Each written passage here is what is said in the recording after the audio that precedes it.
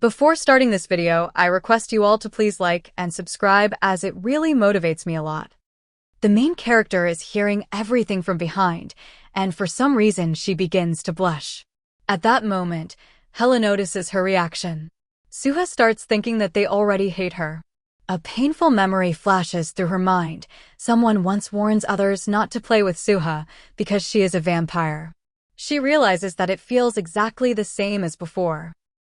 She thinks that she truly wants to get along with people this time, but she is certain that they are looking at her the same way they used to.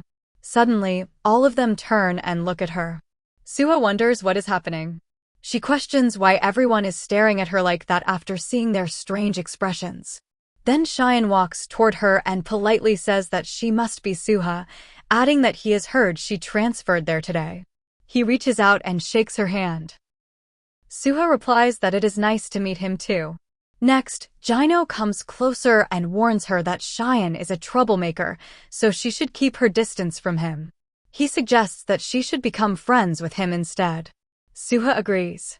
After that, the silver-haired boy, John, approaches and introduces himself. Suha greets him as well. John tells her not to mind what Salon said earlier, explaining that the rest of them do not agree with him. Meanwhile, Salon stares at them with his mouth hanging open in disbelief. John dramatically declares that as humans, they consider it their duty to be kind to a new student. Salon angrily calls John a traitor. Suha thanks them but secretly glances at Salon. She thinks that he clearly dislikes her, judging from what he said earlier. She believes he definitely hates her.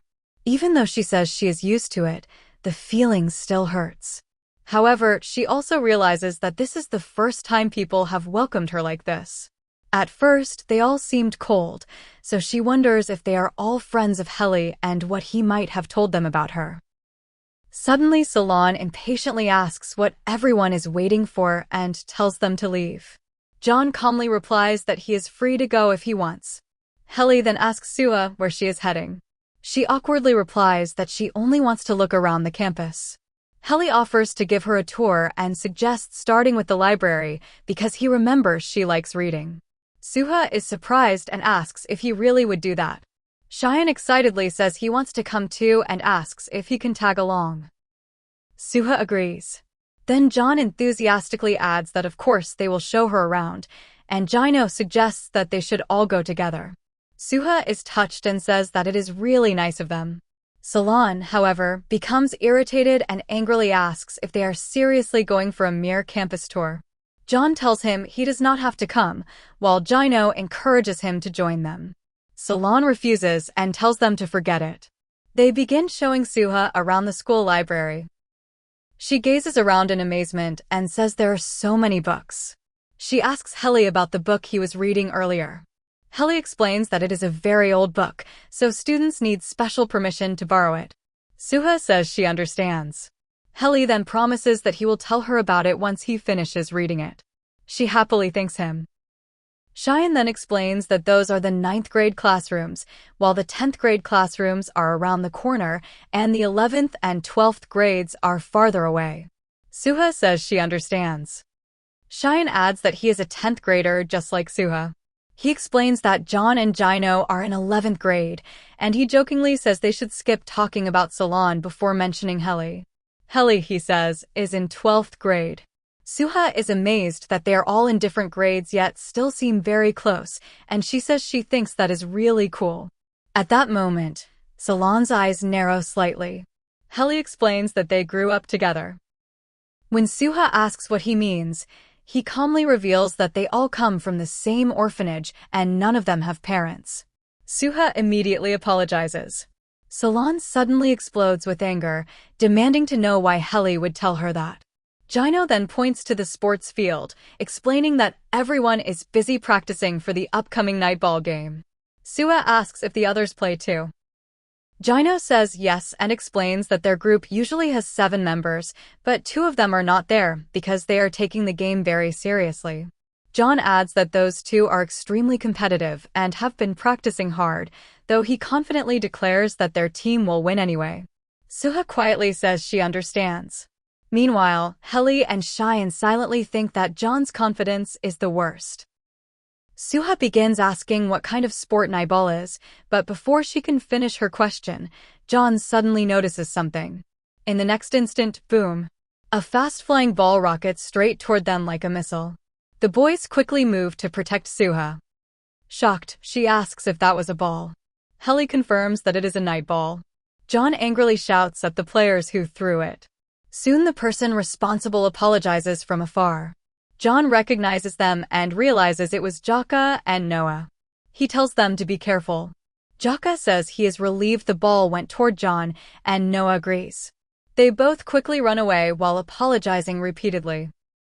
John begins shouting at them, but suddenly he remembers Suha and quickly asks if she is okay, saying it must have been frightening. However, when he turns around, he sees that Helly and Suha are already hugging. Helly apologizes and gently asks if she is alright. Suha blushes deeply and quickly steps back, saying she is fine thanks to him. Looking down shyly, she thanks everyone for giving her a tour and for everything they did. Helly replies that there is no need to mention it because they all had fun. Suddenly, Suha runs off in embarrassment, waving goodbye and saying she has to leave now. Both Helly and Cheyenne think that they might have scared her away. As Suha walks away, she thinks dramatically that she almost died from awkwardness. It is her first time being surrounded by so many boys, and the situation completely overwhelms her. Just then, Salon suddenly appears behind her again and calls out to her. He stops her and asks if she even knows his name. Suha suddenly asks what. Solon simply stares at her without blinking, his expression unreadable. She hesitates for a moment and then nervously says that his name is Solon, isn't it? Adding that she knows that is what everyone else calls him. For a split second Solon breaks into a sweat, then quickly turns away as if he is about to leave. Suha calls after him and asks him to wait, then thanks him for earlier. Solon stops and asks what she is thanking him for. She explains that she is thanking him for pulling her back when the ball almost hit her on the field. Solon's face suddenly turns red. Embarrassed, he shyly denies it and insists that he was not saving her, claiming he was only brushing dust off her jacket. Suha thinks to herself that it is still sweet anyway. She thanks him again and gently says that she hopes they can be friends. But suddenly Solon cuts her off and tells her not to even think about hanging out with them. Confused, she asks what he means. Solon coldly replies that they do not hang out with other people, especially her. Deep down, he admits to himself that something about her feels strange. For some reason, he feels a powerful attraction pulling him toward her, and it unsettles him. Panicking, he abruptly tells her not to talk to them anymore and quickly runs away. Later, the scene shifts to the boys talking together. Cheyenne says that he finally understands what Helly meant about the strange attraction. Jino agrees and says that Suha is definitely not like them. He cannot explain it, but he feels as if some mysterious force is controlling his emotions whenever she is near. John says it feels like. Before he can finish, Helly arrives and calmly continues their sentence, saying that it feels like they want to do everything she wants. All of them immediately agree and say that is exactly how it feels.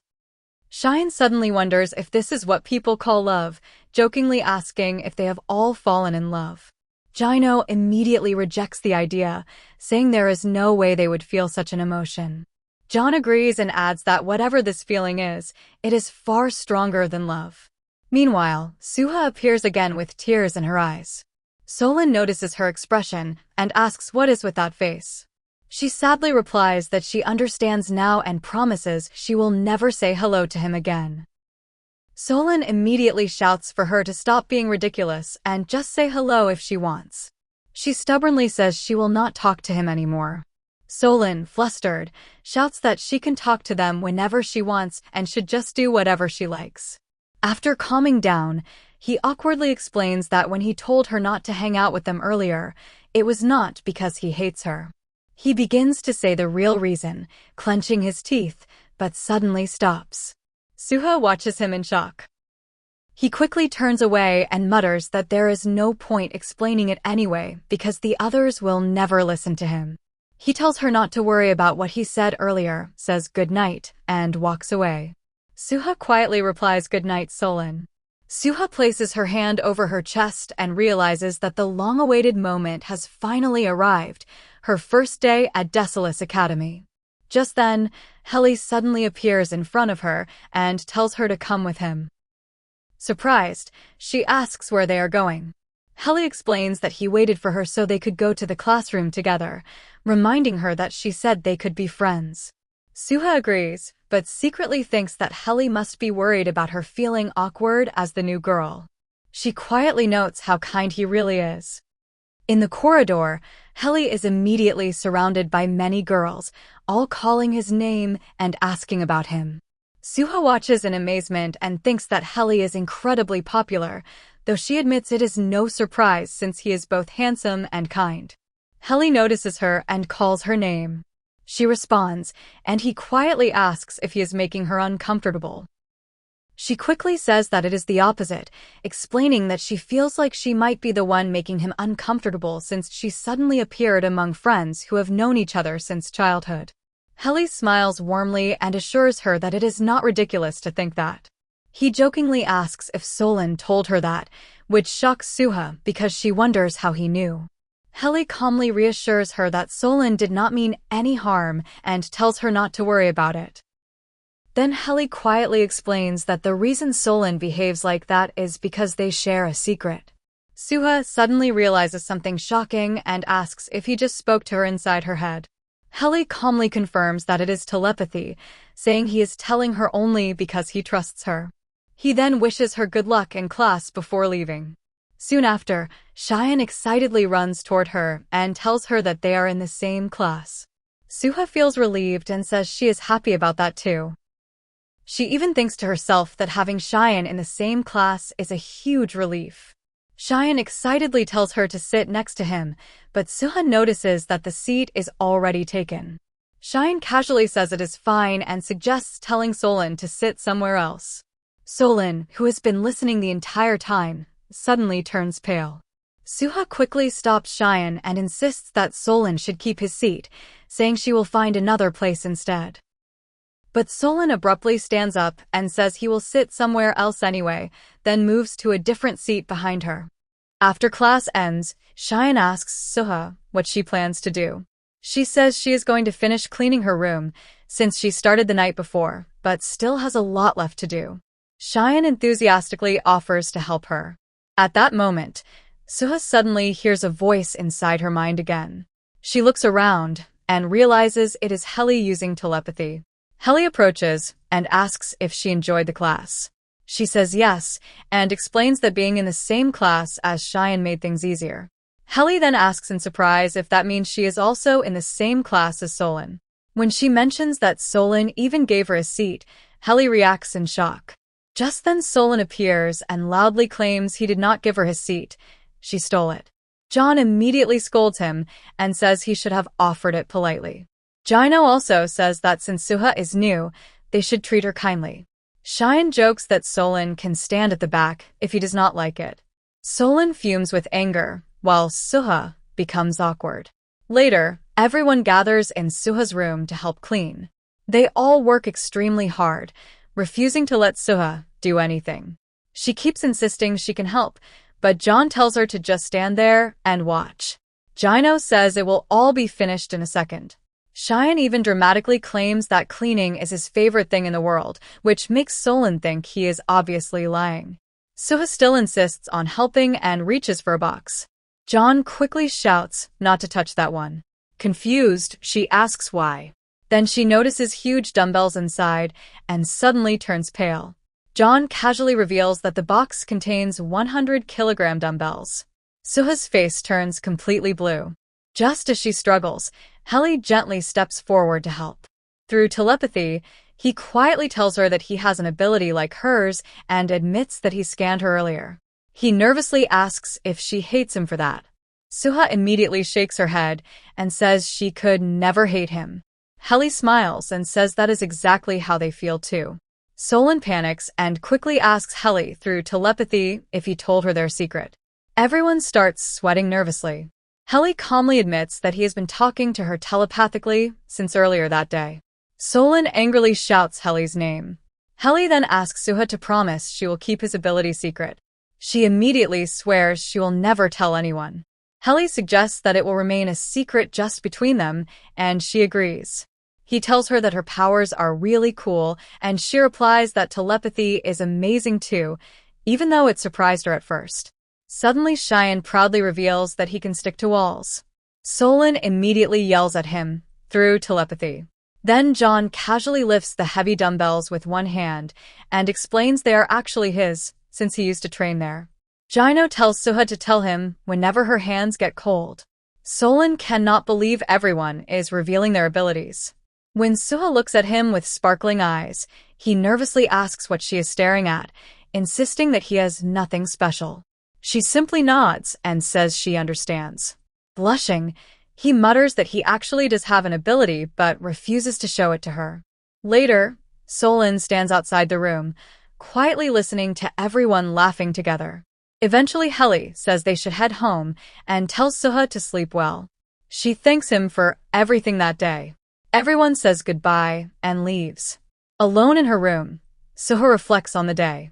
She feels relieved that she met such wonderful friends, and she realizes that she is not the only one with special powers. She wonders how all of them have abilities and briefly questions whether they might be something more than human. But she immediately stops herself, remembering how painful it felt to be misunderstood her entire life. She refuses to judge them the way others judged her. She remembers that Helly trusted her first, and she decides that she trusts him too. For the first time, she realizes something comforting. There are people like her in this world. She is not alone anymore. Smiling softly, she looks up at the ceiling. Later that night, dark figures appear near the academy. One of them wrinkles his nose in disgust and says that the place reeks of their scent, asking where those vampires are hiding.